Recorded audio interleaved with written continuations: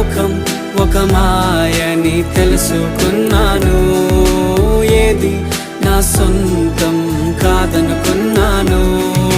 తప్పిపోయిన కుమారుని నేనైతే నా కొరకై నిరీక్షించే తండ్రి నా యేసు. తప్పిపోయిన కుమారుని నేనైతే నా కొరకై నిరీక్షించే తండ్రి